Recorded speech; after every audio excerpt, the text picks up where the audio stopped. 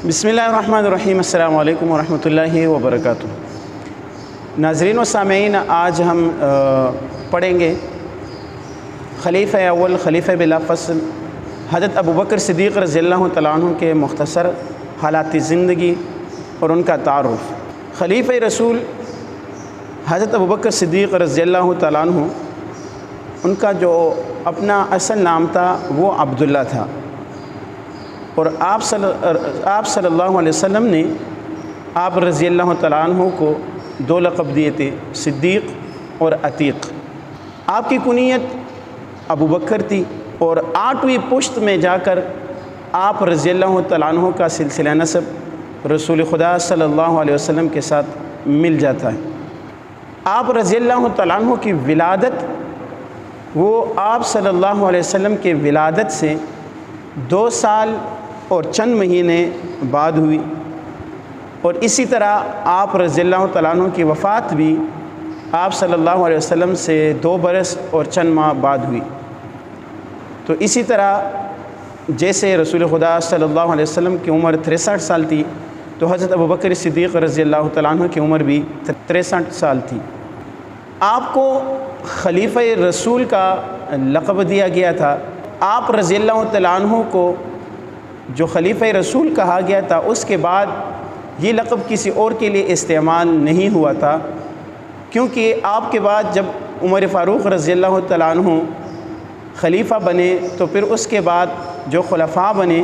عمر فاروق رضی اللہ تعالیٰ عنہ کے لیے اور ان کے بعد کے خلفاء کے لیے جو لقب استعمال ہوا تھا وہ امیر المؤمنین تھا۔ خلیفہ رسول کا لقب صرف ابوبکر صدیق رضی اللہ تعالیٰ عنہ کے لیے استعمال ہوا تھا۔ آپ رضی اللہ تعالیٰ عنہ 2 برس 3 مہینے 9 دن خلیفہ رہے۔ 17 جمادی الثانی 13 ہجری مغرب اور عشاء کے درمیان آپ رضی اللہ تعالیٰ عنہ اس دنیا فانی سے کوچ کر گئے، اور آپ رضی اللہ تعالیٰ عنہ کو اپنے محبوب رسول خدا صلی اللہ علیہ وسلم کے پہلو میں دفن کیا گیا۔ آپ رضی اللہ تعالیٰ عنہ کے 3 بیٹے تھے، عبداللہ، عبد الرحمن اور محمد۔ آپ رضی اللہ تعالیٰ عنہ کے 3 بیٹیاں تھیں، آسمہ، عائشہ صدیقہ اور ام کلثوم۔ آپ رضی اللہ تعالیٰ عنہ اسلام لانے سے پہلے بھی قریش میں ایک بہت بڑا مقام رکھتے تھے، بہت بڑا جاہت و ثروت رکھتے تھے۔ اہل عرب کے نسب کا جو علم تھا وہ آپ رضی اللہ تعالیٰ عنہ اس حوالے سے بڑا مہارت رکھتے تھے، اور شعر و شاعری کے فن میں بھی آپ رضی اللہ تعالیٰ عنہ کو بڑا مہارت حاصل تھا۔ لیکن اسلام لانے کے بعد آپ رضی اللہ تعالیٰ عنہ نے شعر کہنا چھوڑ دیے تھے۔ بچپن ہی سے آپ صلی اللہ علیہ وسلم کے ساتھ جانثارانہ محبت رکھتے تھے، اور آپ رضی اللہ تعالیٰ عنہ کے حوالے سے بہت بڑی بات یہ بھی تھی کہ آپ رضی اللہ تعالیٰ عنہ اسلام لانے والوں میں سے سب سے پہلے تھے، مردوں میں سے، اور آپ رضی اللہ تعالیٰ عنہ نے آپ صلی اللہ علیہ وسلم پر بلا تعامل اسلام لائیں، اور اسلام لاتے ہی آپ رضی اللہ تعالیٰ عنہ نے آپ صلی اللہ علیہ وسلم سے کوئی معجزہ بھی طلب نہیں کیا تھا۔ آپ رضی اللہ تعالیٰ عنہ دعوت کا بڑا کام کرتے تھے۔ خود اسلام لانے کے بعد جہاں انہوں نے بہت سارے لوگوں کو دعوت دی اور مسلمان ہوئے، تو ان میں بہت بڑے نام جو 10 مبشرہ میں بھی شامل ہیں، حضرت عثمان رضی اللہ تعالیٰ عنہ، حضرت طلحہ رضی اللہ تعالیٰ عنہ، حضرت زبیر رضی اللہ تعالیٰ عنہ، حضرت سعد بن وقاص رضی اللہ تعالیٰ عنہ، اور فاتح ایران عبد الرحمن بن عوف رضی اللہ تعالیٰ عنہ آپ کے ہدایت سے جو ہے وہ مسلمان ہو گئے تھے۔ جب صدیق اکبر رضی اللہ تعالیٰ عنہ اسلام لائے تو 40,000 روپے نقد جو آپ رضی اللہ تعالیٰ عنہ کے پاس تھے، وہ آپ رضی اللہ تعالیٰ عنہ نے آپ صلی اللہ علیہ وسلم کی خدمت میں پیش کیے اشاعت اسلام کے لیے، اور اسی کے ساتھ ساتھ وہ غلام جن کو مسلمان ہونے کی وجہ سے جن پر تشدد ہوتے تھے، آپ رضی اللہ تعالیٰ عنہ نے ان کو خرید کر جو ہے وہ آزاد کروایا، جن میں سے حضرت بلال رضی اللہ تعالیٰ عنہ کا قصہ جو ہے بڑا مشہور ہے۔ اسلام لانے کے بعد آپ رضی اللہ تعالیٰ عنہ نے اپنے گھر کے سامنے ایک مسجد بنائی تھی، جو اسلام کی سب سے پہلے جو ہے وہ مسجد کہلاتی تھی۔ اسی طرح کئی بار آپ رضی اللہ تعالیٰ عنہ نے آپ صلی اللہ علیہ وسلم کو کفار کے نرغے سے بچایا۔ جہاں کفار آپ صلی اللہ علیہ وسلم کو تکلیف دینے کی کوشش کرتے تو ابوبکر صدیق رضی اللہ تعالیٰ عنہ آگے بڑھتے اور رسول خدا صلی اللہ علیہ وسلم کو کافروں سے بچا لیتے تھے۔ ایک مرتبہ کفار مکہ بیت اللہ کے صحن میں بیٹھے ہوئے تھے اور آپ صلی اللہ علیہ وسلم کے والد سے باتیں کیا کر رہے تھے کہ ایسا شخص آیا ہے، کہ وہ ایسا شخص ہے کہ جو ہمارے معبودوں کو غلط کہتے ہیں۔ وہ آپ صلی اللہ علیہ وسلم کا ذکر کر ہی رہے تھے کہ اتنے میں آپ صلی اللہ علیہ وسلم وہاں نمودار ہوئے، تو انہوں نے آپ صلی اللہ علیہ وسلم کے گلے میں چادر ڈالی اور آپ صلی اللہ علیہ وسلم کو کھینچنا شروع کر دیا۔ تو اتنے میں ایک بندہ ابوبکر صدیق رضی اللہ تعالیٰ عنہ کے پاس پہنچے اور کہا کہ وہاں فلاں لوگ جو ہے وہ آپ کے دوست کو وہ تکلیف پہنچا رہے ہیں۔ ابوبکر صدیق رضی اللہ تعالیٰ عنہ دوڑتے ہوئے آئے اور انہوں نے آپ صلی اللہ علیہ وسلم کو ان سے بچاتے ہوئے ان کو کہا اتقتلون رجلا ان یقول ربی اللہ وقد جاءکم بالبینات، کہ تم ایسے شخص کو قتل کرنا چاہتے ہو کہ جو تم لوگوں کو یہ کہہ رہے ہیں کہ بھائی تمہارا رب جو ہے وہ ایک اللہ ہے اور وہ تمہارے سامنے معجزے بھی لے کر آئے ہیں، کہ تو کیا تم ایسے شخص کو مارنا چاہتے ہو؟ جب بھی رسول خدا صلی اللہ علیہ وسلم کسی جگہ تبلیغ کے لیے جاتے تھے تو حضرت صدیق اکبر رضی اللہ تعالیٰ عنہ اکثر آپ کے ساتھ ہوا کرتے تھے۔ جب ام المؤمنین حضرت خدیجہ رضی اللہ تعالیٰ عنہ دنیا سے کوچ کر گئی تو آپ صلی اللہ علیہ وسلم بڑے مغموم تھے، تو آپ صلی اللہ علیہ وسلم کے غم کو دیکھ کر ابوبکر صدیق رضی اللہ تعالیٰ عنہ نے اپنی بیٹی حضرت عائشہ جو اس وقت کم سنی میں تھی، آپ رضی اللہ تعالیٰ عنہ نے آپ صلی اللہ علیہ وسلم کو ان کی نکاح کی آفر کی۔ آپ صلی اللہ علیہ وسلم کے ساتھ ان کے نکاح کیا اور مہر کی رقم بھی اپنی طرف سے ادا کی۔ جب آپ صلی اللہ علیہ وسلم معراج کے لیے گئے تو معراج کا واقعہ ایک معجزہ تھا، تو اس کی سب سے پہلے تصدیق حضرت ابوبکر صدیق رضی اللہ تعالیٰ عنہ نے کی تھی۔ کفار نے جب آپ صلی اللہ علیہ وسلم نے معراج پر جانے کا دعویٰ کیا تو کفار نے ابوبکر صدیق کو بلایا اور کہا کہ آپ کا دوست یہ دعویٰ کر رہے ہیں کہ وہ یہاں سے بیت المقدس گئے ہیں، پھر وہاں سے آسمانوں پر گئے ہیں، تو کیا اب بھی آپ ان کے باتوں کی تصدیق کر رہے ہیں؟ تو ابوبکر صدیق رضی اللہ تعالیٰ عنہ نے کہا کہ میں تو ان سے بھی بڑے باتوں کی ان کی تصدیق کرتا ہوں، یہ تو معمولی سی بات ہے، بلا شک میں اس بات کی جو ہے وہ تصدیق کرتا ہوں۔ اور مورخین لکھتے ہیں کہ اسی بات کے بنا پر رسول خدا صلی اللہ علیہ وسلم نے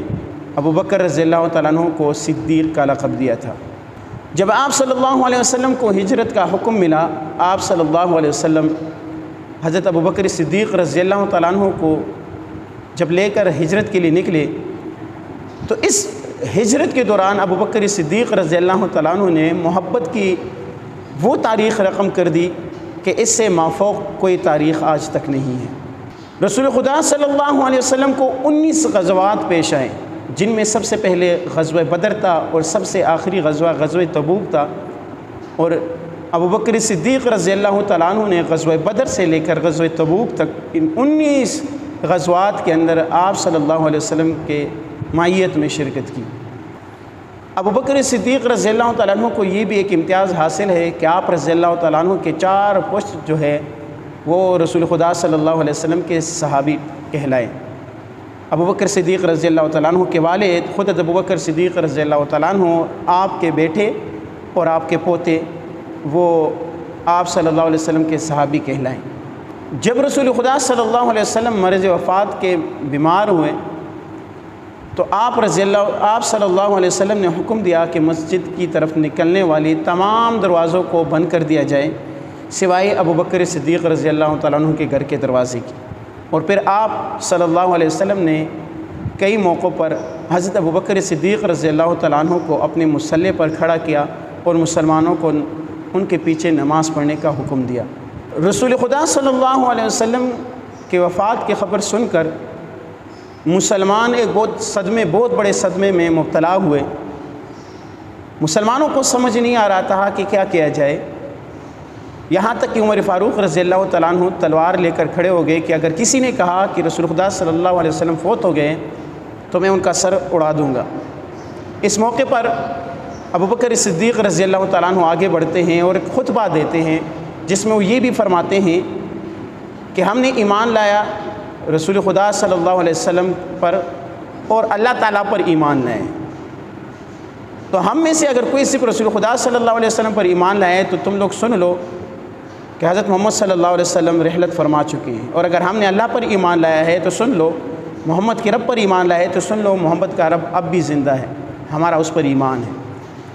اسی طرح طویل خطبہ دیا جس سے مسلمانوں کا غم تھوڑا کم ہوا، اور وہ تھوڑے حضرت عمر رضی اللہ تعالیٰ عنہ کا جو غصہ تھا وہ ٹھنڈا ہو گیا۔ آپ صلی اللہ علیہ وسلم کی وفات کے بعد مورخین لکھتے ہیں کہ کس کو خلیفہ بنایا جائے، یہ ایک مسئلہ بن گیا۔ تقریباً علماء لکھتے ہیں کہ 48 گھنٹے تک آپ صلی اللہ علیہ وسلم کی تدفین نہیں ہوئی تھی، اس مسئلے کی وجہ سے کہ بھئی کس کو اب آپ صلی اللہ علیہ وسلم کا خلیفہ بنایا جائے۔ بالآخر مختلف مراحل کے بعد خلیفہ اول حضرت ابوبکر صدیق رضی اللہ تعالیٰ عنہ کو خلیفہ بنا دیا گیا۔ آپ رضی اللہ تعالیٰ عنہ کو جب خلیفہ بنا دیا گیا تو آپ رضی اللہ تعالیٰ عنہ کا معمول یہ تھا کہ جب کوئی مسئلہ پیش آتا تو آپ رضی اللہ تعالیٰ عنہ اس کو قرآن میں ڈھونڈتے، نہ ملتا تو آپ صلی اللہ علیہ وسلم کے بتائی ہوئے باتوں میں ڈھونڈتے، پھر وہاں اس میں نہ ملتا تو پھر صحابہ میں سے جو علماء ہوتے تھے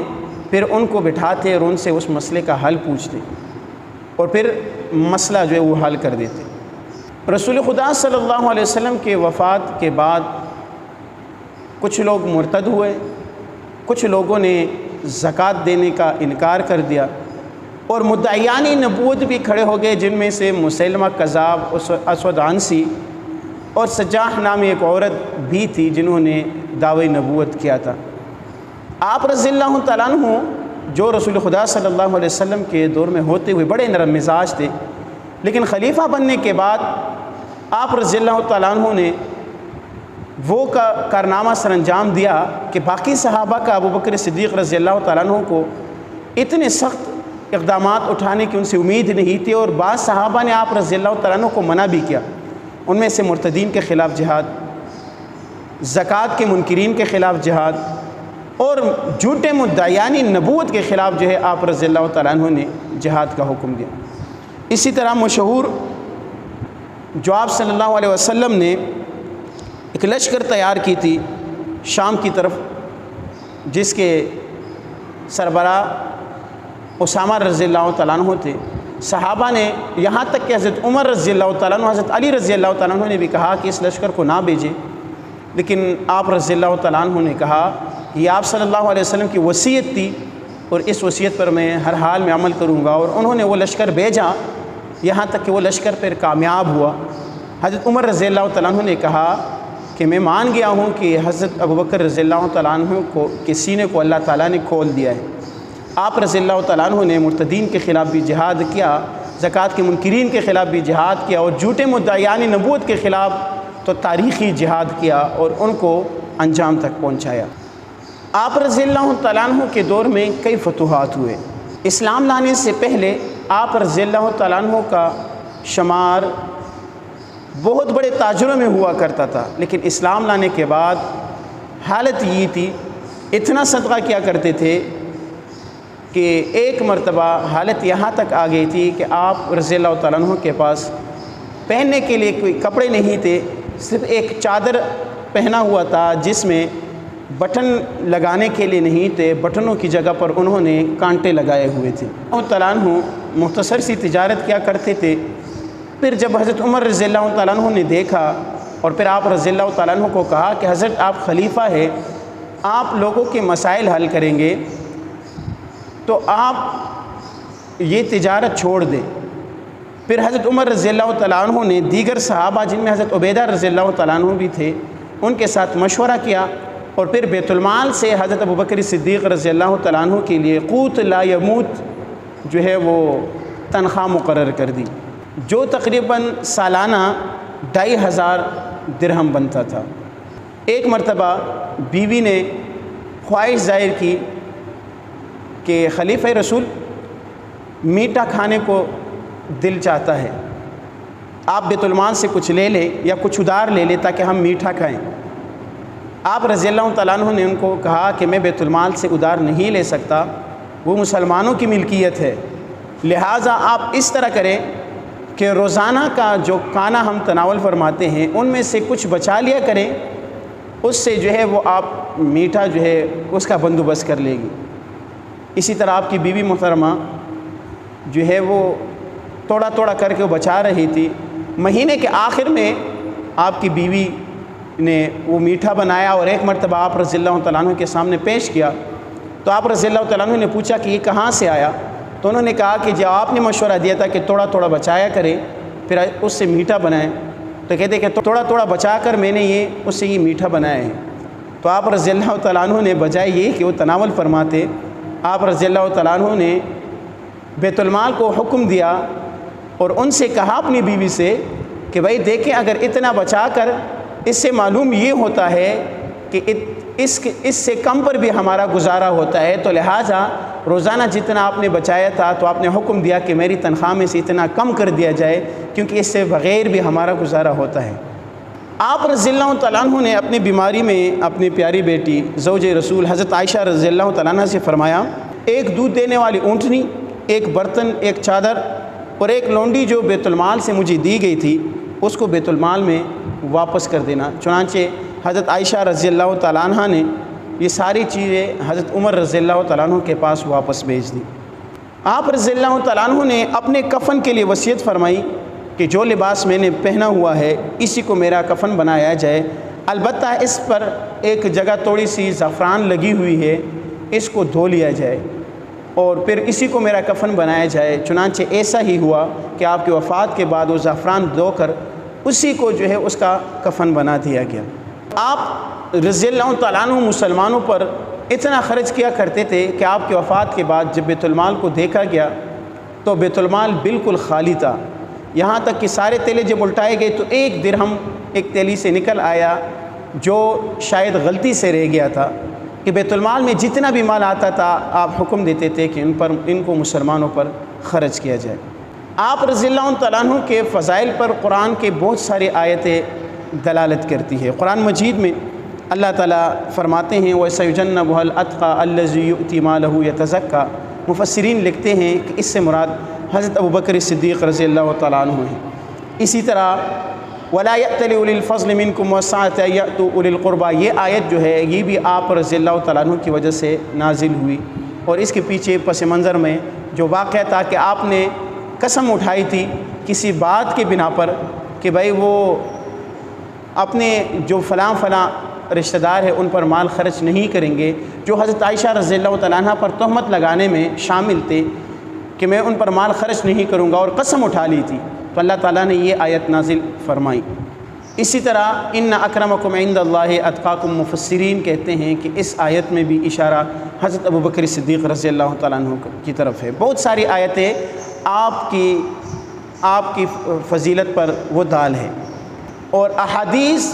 کا تو بہت بڑا ذخیرہ آپ رضی اللہ تعالیٰ عنہ کے فضائل پر موجود ہے۔ ابو سعید خدری رضی اللہ تعالیٰ عنہ کی جو روایت ہے کہ رسول خدا صلی اللہ علیہ وسلم نے فرمایا تھا لو کنت متخذا خلیلا لاتخذت ابا بکر خلیلا، کہ اگر میں دنیا میں کسی کو اپنا دوست بناتا تو میں ابو بکر کو اپنا دوست بناتا۔ اسی طرح عمرو بن عاص رضی اللہ تعالیٰ عنہ کی حدیث کا مفہوم ہے کہ میں نے ایک مرتبہ آپ صلی اللہ علیہ وسلم سے پوچھا کہ آپ سب سے زیادہ محبت کسے کرتے ہیں، تو آپ صلی اللہ علیہ وسلم نے فرمایا کہ میں عائشہ سے محبت کرتا ہوں۔ پھر فرمایا میں نے پوچھا کہ پھر کس سے،